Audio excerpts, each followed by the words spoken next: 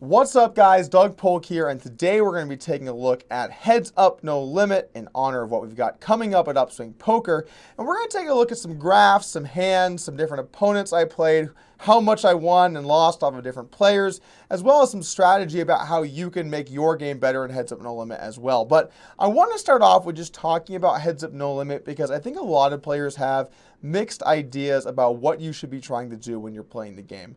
Now look, there's a lot of ways in Heads Up to beat people. You can either try and make them fold a lot and have a good red line, or you can try and value bet a lot and when you have good hands, get called. And in reality, you of course want to go for a mixture of both things. These are both winnable styles. I know a lot of good players that have very strong red lines. I know a lot of good players who have very strong blue lines. These are both things that you can do to win money in poker. But you kind of want to look a little bit past that and start off with just a good strategy. I know there's a lot of people that argue the whole exploitative versus GTO thing, and trust me, both those have merit. And to play at a high level in today's game, you really need to use both of them. But at the end of the day, you want to start off your session by playing a style that's good against what basically anything they could do would be, and then work your way into some adjustments that you can make to beat your opponent. But before we get too in-depth on the strategy, I want to pull up my poker tracker and let's take a look at some stuff together. This is a graph of my heads up results in big blind per 100 over the last 330K hands. Or rather just big blinds in general, I guess, not big blind per 100. As you can see here, I'm going to show you the money graph next as well, but I'm up about 3.5 million and ran a nice 800K over EV rather. Definitely a good place to be. However, in general, most of my winnings I got from non-showdown. Now, there were some opponents that I played, particularly at high stakes, where I went over to more of a showdown-based style in order to beat them. So my net non-showdown winnings are probably around $0, despite being up about 300 buy-ins in non-showdown. But it really goes to show you that there are a lot of different ways that you can, beat your opponents in various areas. And you might see, like for example, this stretch where I lost something around 40 buy-ins in non-showdown, yeah, I won a bunch of money. This is actually where the Sauce Challenge was when I played against Ben Solsky back in 2013. So as you can see, there's, in general, my style is a non-showdown-based style, but there's definitely times where you're going to want to move over to a more showdown-based style, because at some point, if your opponents are going to play loose and strong enough, then trying to bluff them a lot is not going to be very good. Now, you still want to try and bluff them every now and then, maybe in some good spots to bluff them, but you want to be a little more selective with what you choose to do with your overall strategy. Let's take a look at the money graph now. As you can see, it's 3.5 million over the past, round. I guess this is probably since late 2011 or so, and maybe early 2011. Doesn't really matter that much.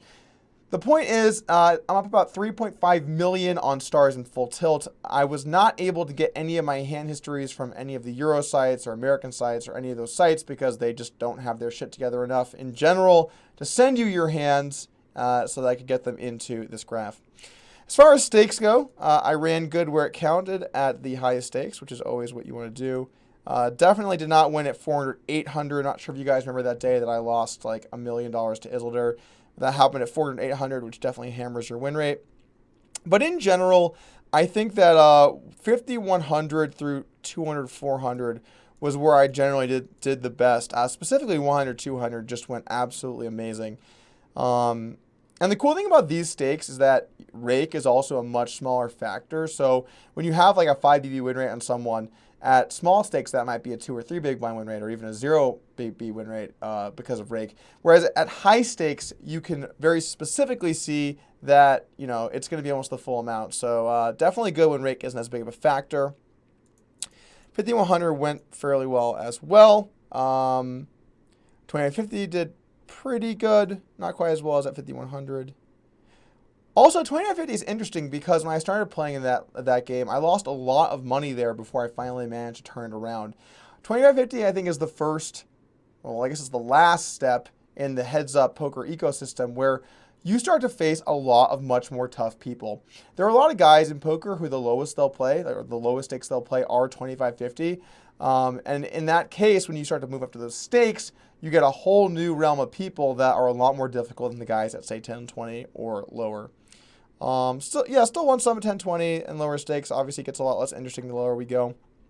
But I just wanted to give you guys an overview on the buy stakes. Okay, let's take a look at Hero versus villain. I'm sure there are going to be some interested people here. Oh, wait, I won a lot against myself. What? It was just working. This is a really good lesson in the way Poker Tracker 4 works. Let's try that one more time. Okay, let's look at money flow chart. Yeah, this will work. Okay, so this is the 5 people I won the most to, or won the most off of and lost the most to in my database. One thing that I always managed to find in my sample was I usually beat people for a lot more than they ended up beating me for.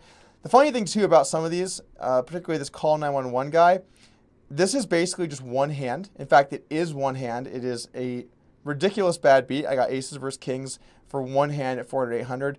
But I'm not going to bore you with bad beats. There's a couple funny hands I might pull up later on in this session just to show you guys. But if you look at how much I won off of people, I won $1 million off Isildur, 1.1 million off Sauce, 250 off Sally Wu, 400 off Will Hassa, and 260 off of Dino Kin, who's also Will Hassa. So really, you know, most of my winnings on Stars and Full Tilt came from Sauce, Will Hassa, and Isildur. You know, if you took those guys away, that's probably like 2.5 million of it. But the thing is, I had to beat a lot of guys lower in order to get up to those stakes to be able to play them. And the guys I lost to here, you know, this is, I believe, Katya on Stars. Kenu, I was down a bunch to. You know, he was someone that I always tried to move up in stakes through, and he would just beat me back down. And then when I finally had an edge on him, he quit me. So I guess maybe you could say that he was smart with his game selecting. But never got a chance to recoup those losses. Jungle's the person I'm down. You know, I'm going to just go ahead and say I'm down the most to, even though I'm down more to Punting Peddler. This is just like a ton of buy-ins. Like the amount of buy-ins it says is huge. There's a lot of 25-50 in there. So I lost a lot to Jungle, and then he went through a period of time where he just wouldn't play me, even though he beat me up. So I don't know what happened there, but now he definitely wants to play again. Maybe we'll get some action in at some 25-50 or something. And then, of course, I side-saddled off some money over here as well. So I thought this would be an interesting chart just for you guys to look at. I know you guys like the bigger dollar amount stuff. And let's take a look at some basic heads-up strategy and maybe talk a couple of hands. I find a very common question when people first start to get into heads-up no limit is, you know, how many hands should I be playing? How loose should I be playing in both positions? So over the sample, I played about 91 the small blind with apparently 2% limping, which really just blows my mind because I can't imagine I did much limping throughout. I guess it's really closer to 1.5% limping. But I didn't really do much limping at all. I mainly just played about 90% in the button. And in the big blind, I played about 72 with a 23% 3-bet. Now, it's important to realize that these hands span from 2011 to 2016. So my style obviously went through some drastic changes over the course of this sample. And I would say that if I had to give you a really basic strategy to play on the button in the big blind, that would be good. I would say you should probably open about 80% of your hands in the small blind to about 2.5x. And I would say in the big blind, you're going to really have to base it around what your opponent opens to in terms of their size. You know, if somebody min raises, you should defend almost all your hands in the big blind. If somebody raises to 3x, you should probably defend around 55, 60, 65% of your hands. And really, you should just tailor it not just to the size, but also to the, you know, to the way your opponent plays post-flop. If they're a weak post-flop player, you might want to consider playing more hands than that. As far as 3-bet percentage goes, back in the day, the reason that my 3-bet is 23%, there was a lot of players trying to open 100% of hands in the button. And if they do that, they're going to really struggle when they face a 3-bet because they have so many bad hands. 3-betting was quite good towards the start of this sample and much worse towards the end. So, you know, when it comes to 3-betting, you're probably going to want to 3-bet something in the vicinity of around 20%. It's a good number to where you're aggressive enough, but not so aggressive that you're going to end up putting yourself in a lot of tough situations. Because when you do 3-bet a lot, you really open the door for your opponent to 4-bet lighter for value. And as they're 4-betting lighter for value, they also can now 4-bet more bluffs. So you don't really want to get too far outside the low 20s. In fact, I would say that this is probably about as high as you want to go. It was a little bit of a different time at the start of this graph when we were looking at 3-betting. I decided I wanted to show a couple cool hands that I played along the way in my career, and this is one of my absolute favorite hands. It's from the challenge I played against Ben Solsky in 2013. I was very, very in tune with all of his ranges for both 3-betting, check calling, all that kind of stuff, post-flop stuff. And this just kind of shows what you're able to do when you have those reads on your opponent. So we have when king 10 suited, face 3-bet, and we go for a call. Now on the flop, he decides to check to us, and I think both checking and betting have merit. I think against players that are a little weaker, when they do check, I think betting makes a lot of sense because when you obviously when they fold, you immediately win. But additionally, when they do decide to check call, you're going to get a lot of turns that you can barrel. You know, at least a 10, jack, queen, king all seem totally fine. And if you want to barrel a little more aggressively on some of the cards like an 8 through a 5 as well, thinking that those cards are quite good for your range, you can maybe do that too. The problem is going to be if you start to bet all of those cards as well as hands like maybe some queen eye hands or some jack eye hands or some flush draws, you're going to get pretty outrageous with how much you're looking to bluff.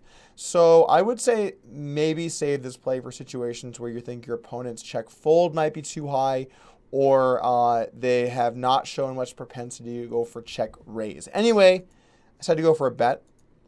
I'm going to call. Turn to jack, so things are kind of coming together nicely. Now we have another clear bet on the turn. Looking to set up a river jam on some rivers. Now we're not going to want to jam all of them because we have some other hands that you might want to bluff with, like 10-8 suited, 8-7 suited, 6-5 suited. A lot of those hands have less showdown value, obviously, and I generally lean towards bluffing them more first. Some argument could be made for this hand because it blocks some strong hands that could call down, like King Jack or Jack 10, although that hand's unlikely to check call the flop really. So we're going to bet the turn here and look to make some decisions across different rivers. So this is where the hand gets really fun, and Sauce decides to go ahead and lead jam on the ace. Now, at the time, I remember thinking to myself that I don't think in general, should he have an ace here, let's just imagine for a moment that if he has an ace here, he's going to lead sometimes. Well, I don't think he's going to lead with his middling to low aces, right? Because those hands make a lot less sense to go for thin value. So in this situation, it's more likely if he decides to lead, he's going to have a hand like ace queen or ace king. However, here's the problem.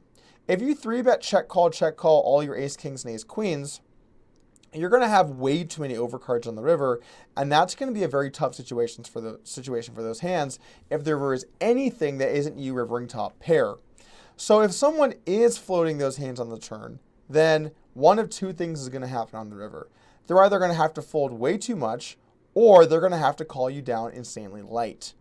Now, I don't think either of those things were the case in this match over the stats I had looked at, so it didn't seem likely to me that my opponent would be check calling those hands on the turn. I would think he probably would either check fold them, probably most likely on the turn. Now, if he is leading, it's going to be an ace king or ace queen type of hand. So having a king here is a relevant card. You block ace king, which would be one of the most common value bets that he's representing. The real problem with this hand is you have to be playing somebody really creative to imagine that they're going to find bluffs here. Because most players, let's say they had a hand like queen 10 or 10-8 or 6-5 or 7-5, those hands are almost always going to bet the flop or bet the turn. And really only the open-ended versions of those hands would be strong enough to check call the turn. However, when he leads here, he obviously never has a jack or 9 or 4 or 3. He really only represents those good top pairs. He's not going to have a hand like ace 9. That's not really a hand that's possible. And with ace jack, I think that hand's a lot more likely to check because you block so many good hands with ace jack that you probably want to trap your hand to let your opponent hang themselves. So this really kind of looks like a bluff. Really, it's ace king, ace queen, or a bluff. And I had played enough against Sauce to know that he did like the 3-bet and check call some hands that were like flush draws or straight draws. So there were even some hands like queen 8 of diamonds or 10-7 of diamonds that a traditional opponent might never check call, but I knew that he certainly was capable of putting those types of hands into his turn check call range. So I went for it, and he ended up having the 6 high. So this is, really up there on one of my favorite hands, and I'll show you guys another hand here before we call it a session. This is another interesting hand that I played back in 2014 against Wilhasa when we were playing a lot of 100, 200, and 200, 400. So we open up aces. We face a very large 3-bet. He was doing that as his standard throughout the entire match. We go for a 4-bet, and we get a call. Now, this is what makes this hand really interesting because Well, Hassa, unlike almost anyone I've ever played in 4-bet pots, really enjoyed mixing in some flop leads. And we see that here. Always good when you have aces to see this. Now, I had been playing a bunch here and been raising him in this spot, and he had been calling me a lot. So I decided, even though this could be a reasonable spot to try and trap your opponent, and if your opponent did this like the first or second time, and I didn't know much about what it was, I would probably argue for a flat. But if your opponent is leading a lot of hands and doing it as a bluff or light for value or all these different things, then you have to start raising aces so that you're able to bluff in this spot as well. Also, I was pretty sure I could get him to float with some fairly light hands out of position.